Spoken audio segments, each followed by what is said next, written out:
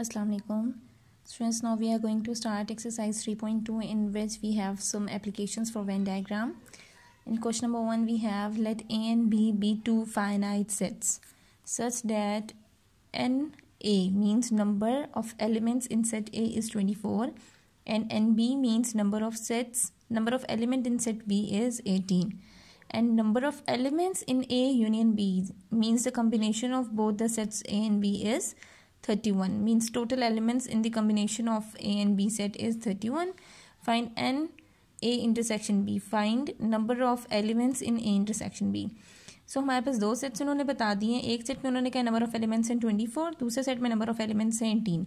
अगर आप इन दोनों सेट्स को यूनाइट कर रहे हो तो उसके टोटल नंबर ऑफ एलिमेंट्स बनते हैं 31. आपने बताना है अगर हम उन दोनों सेट्स की इंटरसेक्शन करें या कॉमन एलिमेंट्स फाइंड करें तो वो कितने होंगे. For that we have certain laws of Venn diagram. Laws कह सकते हो. एप्लीकेशंस में हमारे पास एक वास्ट कॉन्सेप्ट है जिसमें कुछ फार्मूलाज यूज होंगे. So in exercise 3.2 we are going to use that in these formulas. So students, on page number 58, these are the formulas for two overlapping sets A and B. Overlapping means if there are some elements common in the two sets, then you can use any one formula from these.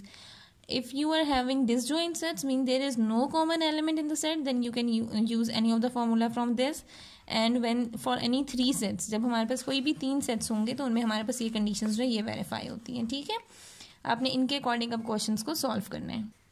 Okay, moving on to the first one, we have finite sets means sets having countable elements. यानी कि ऐसे set की आप बात कर रहे हो जिसमें countable elements हैं, जिन elements को आप count कर सकते हो. तो उन्होंने बता दिया था फर्स्ट सेट के elements हैं 24, सेकंड सेट के elements हैं 18.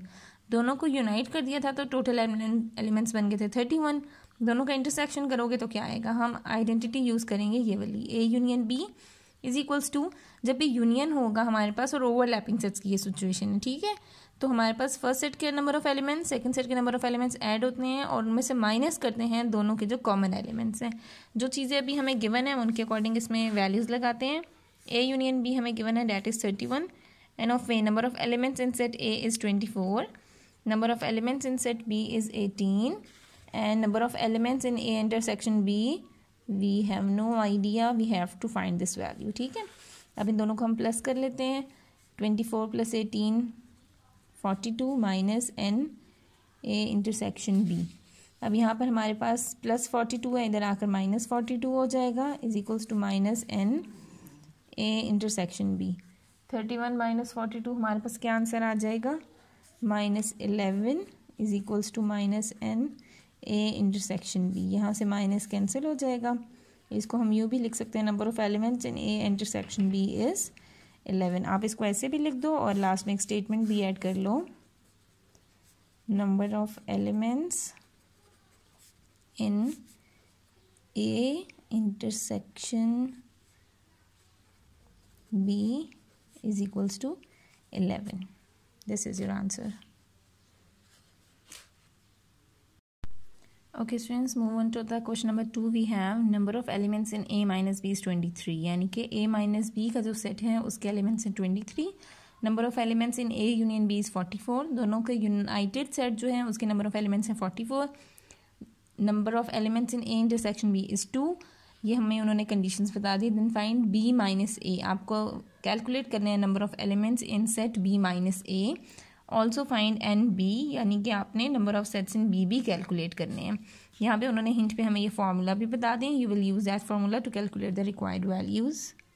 सो स्टूडेंट, सबसे पहले हमने डाटा बना लिया. Number of elements in A minus B given थे, number of elements in A union B थे, ए इंटरसेक्शन बी थे. जो चीज़ें कैलकुलेट करनी है वो है number of elements in B minus A, number of elements in set B. हमारे पास फार्मूला है number of elements in A minus B is equal to number of elements A union B minus N B. ये formula आपको याद रखने हैं. ठीक है, अब a माइनस बी हमारे पास जो गिवन वैल्यू है डैट इज़ 23. मैंने यहाँ 23 लिख दिया. a यूनियन b के नंबर ऑफ एलिमेंट्स हैं 44 माइनस एन बी. ठीक है, हमने ये वाले वैल्यूज़ लिख दी. अब 44 इधर प्लस हो रहा है, दूसरी साइड पे जाकर हो जाएगा minus. 23 minus 44 we have minus 21 is equals to minus N B. ये माइनस और माइनस कैंसिल, हमारे पास आ गया number of elements in set B is equals to 21. ये हमने एक चीज़ कैलकुलेट कर ली, ठीक है।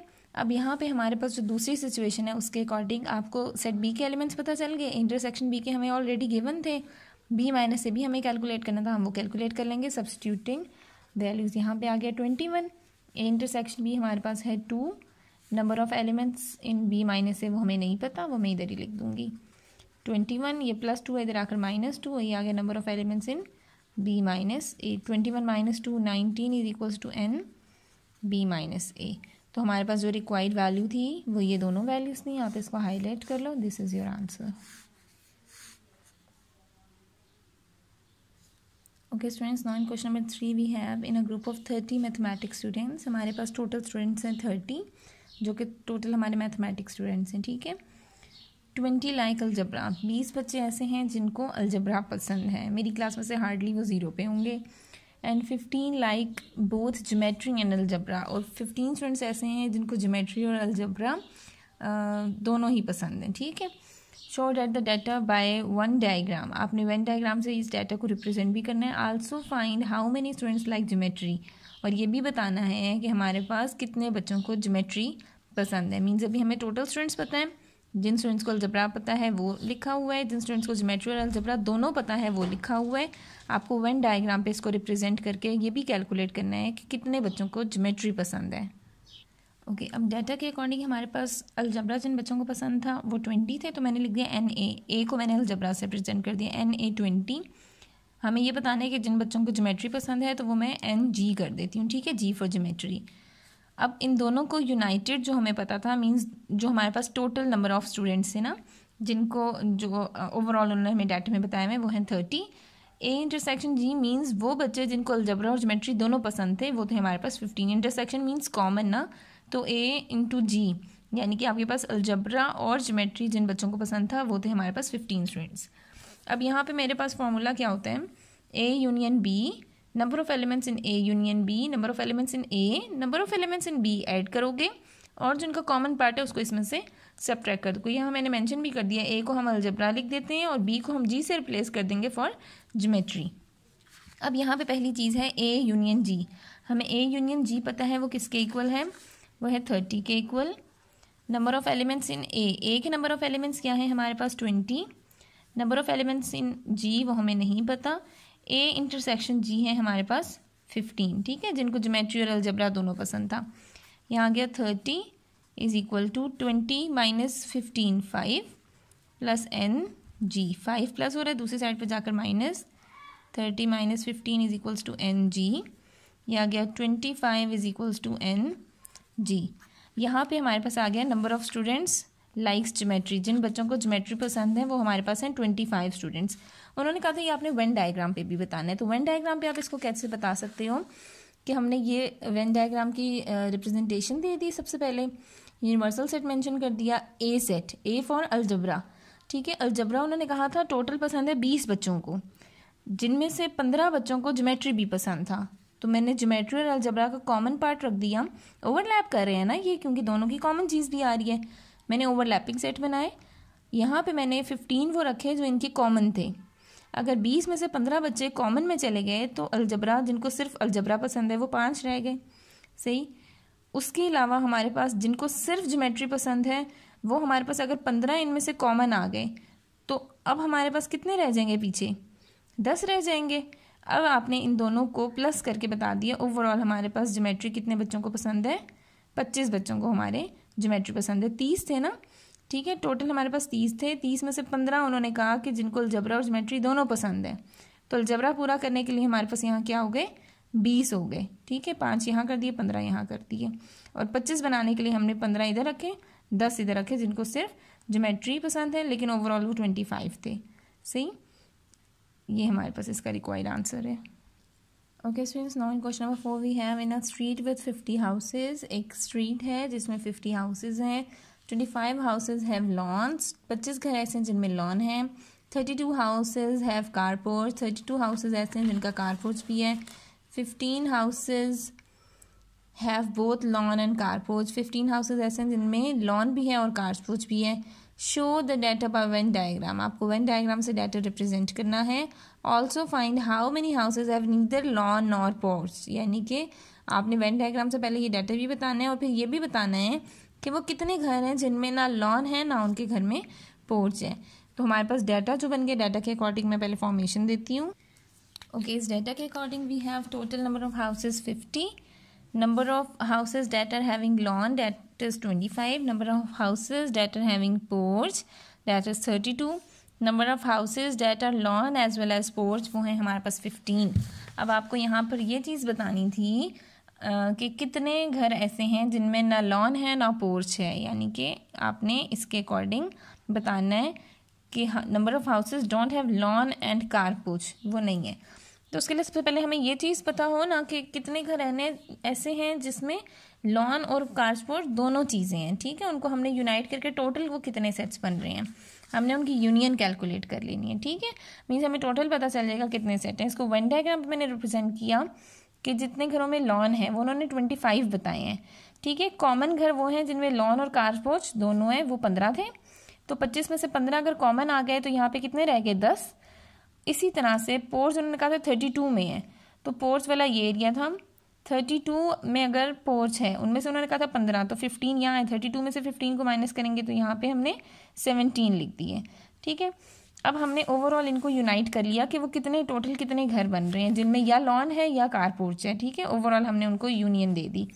तो यूनियन हम कैसे फाइंड आउट करेंगे, number of elements in lawn having lawn sets ना, यहाँ पे आ गए 25। अभी हम इसके अकॉर्डिंग देखेंगे। फिर जिनमें पोर्च है वो है हमारे पास 32 माइनस इंटरसेक्टिंग पार्ट है उसका 15, यानी कि वो घर जिनमें लॉन या पोर्च दोनों में से कोई एक चीज़ भी है, हमने वो फाइंड आउट कर ली ताकि हमें ये पता चल जाए। उसमें से हम टोटल में से उसको फिर निकाल देंगे ना, 50 घरों में से वो निकाल दिया जिसमें लॉन या कार पोर्च दोनों में से कोई एक चीज़ भी है, तो हमारे पास आ जाएगा कि वो कितने घर हैं जिनमें ना लॉन है ना कार पोर्च है, ठीक है। ये हमने इसलिए काम किया। 25 + 32 ये बन गया हमारे पास 57। 57 - 15 वी हैव 42, ठीक है। ये हमारे पास 42 आ गया, यानी कि ये हमारे पास वो घर आए हैं जिनमें या लॉन या पोर्च दोनों में से कोई एक चीज़ भी होगी, तो वो हमारे पास आ गए हैं। क्योंकि हमने डाटा में से माइनस करेंगे तो वो वाले घर आ जाएंगे जिनमें ना लॉन है ना पोर्च है। टोटल हाउसेज हैं हमारे 15। Number of houses don't have lawn and car porch, तो टोटल जितने घर थे उसमें से हमारे पास जितने घर जिनमें से लॉन या कार पोर्च कुछ एक भी है वो आ गया 42/8। ये तो हमारे पास इसको वर्ड प्रॉब्लम की तरह से सॉल्व कर लिया, या आप इसको यूँ लिख सकते हो जैसे हम नॉट की कंडीशन लगाते हैं ना कॉम्प्लीमेंट की, not having lawn nor car porch, ठीक है। तो टोटल नंबर ऑफ सेट्स क्या थे, टोटल नंबर ऑफ हाउसेस थे हमारे पास 15, यानी कि यूनिवर्सल ये था। और इनमें से हमने ये जो लूप हमारे पास आया वो क्या है, जिसमें हमारे पास लॉन या कार पोर्च कोई एक चीज़ भी है जितने घरों में, वो हैं 42। तो ओवरऑल क्या आंसर आएगा हमारे पास 8। So there are 8 houses not having lawn, यानी कि 8 घर ऐसे हैं जिनमें ना लॉन है ना कार पोर्च है, nor car porch. Okay students, now we have question number 5। In a survey of 940 children, यानी कि एक सर्वे हमने किया जिसमें थे 940 children, 400 students were found studying at primary level. Primary level पे जो बच्चे पढ़ रहे थे वो कितने थे, 400 स्टूडेंट्स थे। 240 स्टूडेंट्स एट एलिमेंट्री लेवल, जो एलिमेंट्री लेवल पे थे वो थे हमारे पास 240 स्टूडेंट्स। उसके बाद उन्होंने कहा है and 175 students at secondary level, और 175 ऐसे थे जो सेकेंडरी लेवल पे पढ़ रहे थे। Create a Venn diagram to illustrate this information, आपने वेन डायग्राम बनानी है इस इन्फॉर्मेशन को इलस्ट्रेट करने के लिए, मीन्स इसको इन अ पिक्चर फॉर्म आप डिस्प्ले करोगे। How many children were found out of school, यानी कि कितने बच्चे ऐसे हैं जो स्कूल नहीं जा रहे, यानी कि 940 चिल्ड्रन हैं, उनमें से ये सिचुएशंस बता दी हैं। आपको लास्ट में ये चीज़ कैलकुलेट करना है, वो स्टूडेंट्स बताएं जो स्कूल नहीं जा रहे। ओके स्टूडेंट्स, ये डेटा हमारे पास बना हुआ है। अब यहाँ पे उन्होंने देखें इस सेट में हमें पता चल गया जो प्राइमरी लेवल पे हैं वो 400 बच्चे हैं, एलिमेंट्री के 200 हैं, सेकेंडरी के 175 हैं। मतलब ये हमारे पास सेट बन रहा है डिसजॉइंट की कंडीशन ना, तो इसमें से आपने जो फॉर्मूला ढूंढना है that is from disjoint sets formula. अब यहाँ पे कैसे पता चला कि डिसजॉइंट है, क्योंकि देखें जो बच्चे प्राइमरी में हैं वो एलिमेंट्री में नहीं हो सकते, और जो बच्चे एलिमेंट्री में है वो सेकेंडरी में नहीं हो सकते, जो सेकेंडरी में पढ़ रहे हैं वो एलिमेंट्री या प्राइमरी में नहीं हो सकते। सो ओवरऑल ये तीनों सेट्स हमारे डिसजॉइंट सेट्स हैं, तो हमने इन तीनों को सेपरेटली मेंशन कर दिया। ठीक है, अब यहाँ पे हमने इसके अकॉर्डिंग जब सिचुएशन बनाई तो हमने लिखा number of students in primary union elementary union secondary, यानी कि प्राइमरी एलिमेंट्री सेकेंडरी तीनों में हमारे पास टोटल जितने बच्चे आ रही हैं हमने सबसे पहले ये चीज़ कैलकुलेट कर लेनी है। ठीक है, अब यहाँ पर हमारे पास वो कैसे आएंगे कि आपने तीनों के नंबर ऑफ स्टूडेंट्स को आपने प्लस कर लिया। Means number of students in primary 400, number of students in elementary 240, number of students in secondary 175। तो अब इन सबको जब हम प्लस करेंगे तो हमारे पास आ जाएगा 815, यानी कि टोटल 940 में से इतने बच्चे स्कूल जा रहे हैं, और जितने बच्चे स्कूल नहीं जा रहे वो हमारे पास 940 टोटल बच्चे हैं। जितने हैं वो 815 हमारे पास वो आगे जो प्राइमरी एलिमेंट्री या सेकेंडरी स्कूल जा रहे हैं। अब हमें कैसे पता चलेगा कि जो बच्चे स्कूल नहीं जा रहे, टोटल 940 थे, उसमें से आपने माइनस कर देना है कि जो हमारे पास स्कूल जा ही नहीं रहे। मतलब ये हमारे पास कॉम्प्लीमेंट वाली सिचुएशन बन गई ना, कि हमारे पास number of students in at primary level, elementary level, secondary level जो नहीं जा रहे। कॉम्प्लीमेंट का मतलब होता है नॉट की सिचुएशन है। यूनिवर्सल सेट में से आपने जो इनका यूनाइट सेट किया हुआ था, यूनियन लिया हुआ था, उसको आपने माइनस कर देना है। 940 माइनस 815 और हमारे पास आंसर आ जाएगा 125। तो 125 are the students that are not going, were not found of school. ये आपके पास वो वाली स्टूडेंट्स की स्ट्रेंथ आ गई। अब यहाँ मेंशन करोगे 125 students were found out of school, यानी कि ये वो बच्चे हैं जो स्कूल नहीं जा रहे थे। ये लास्ट में स्टेटमेंट